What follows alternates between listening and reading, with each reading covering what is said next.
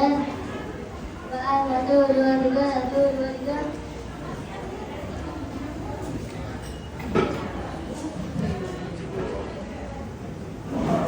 Bismillahirrahmanirrahim.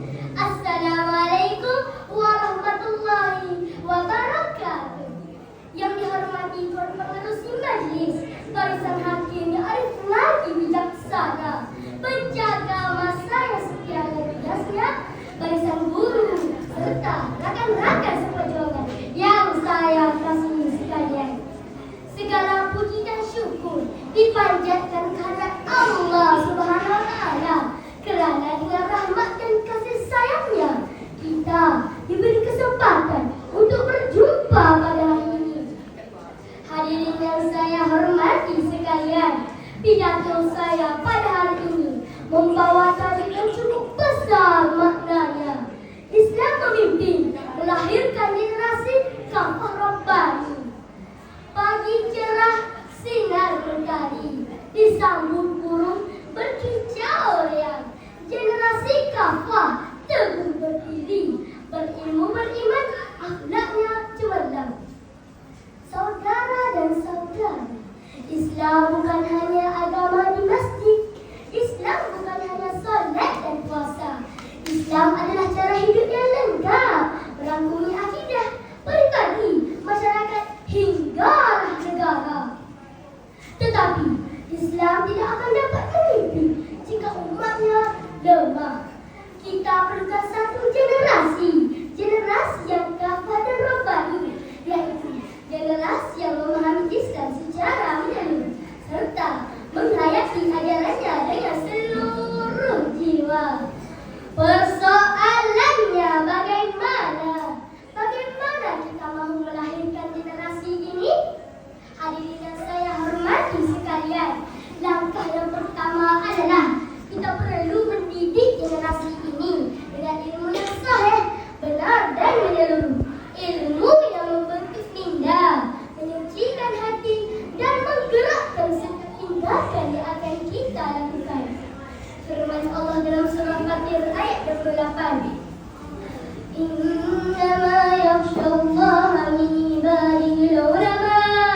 Innallaha azizul ghafur. Sebenarnya yang menaruh bimbang dan takut melanggar perintah Allah daripada kalangan hamba-hambanya hanyalah orang-orang yang berilmu. Sesungguhnya Allah Maha Kuasa lagi Maha Pengampun.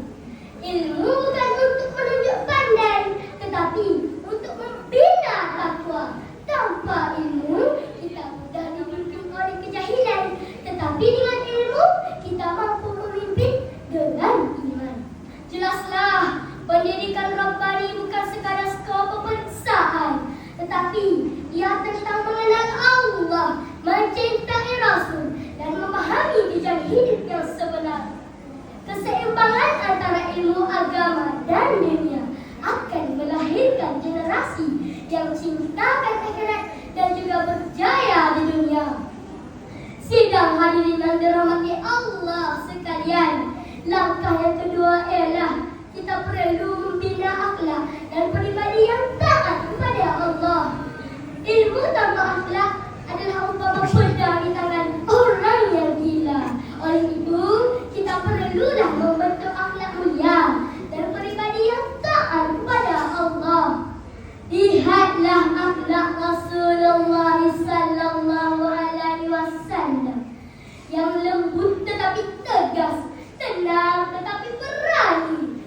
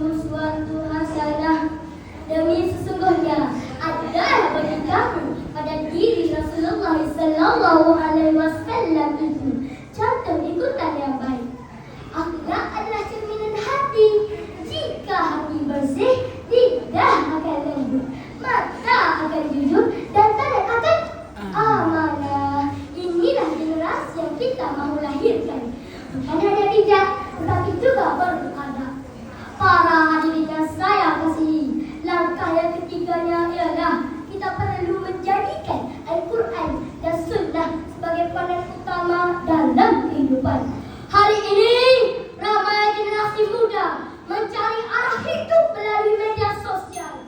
Budaya asing dan hiburan tanpa sempadan. Tetapi yang sebenarnya, generasi Rabbani hanya berpadukan satu jalan, yaitu jalan wahyu. Sabda Rasulullah sallallahu alaihi wasallam yang bermaksud, aku tinggalkan kepada kamu dua perkara, kamu tidak akan sesat lagi kamu berpegang kepada kedua-duanya, kitab Allah dan sunnahku. Hadis riwayat Malik. Dengan berpadukan wahyu, kita tidak akan sesat, kita akan tetap teguh walaupun zaman terus berubah. Kita akan menjadi pemimpin, bukan sekadar pengikut yang hanyut. Maka, sidang hadirin yang saya muliakan sekalian, itulah 3 langkah untuk melahirkan generasi kafah baru. Jika kita benar-benar ingin melihat umat Islam kembali gemilang, maka kitalah generasi yang perlu memulakannya. Generasi Rabbani bukanlah generasi yang pasif, tetapi mereka perlu aktif membawa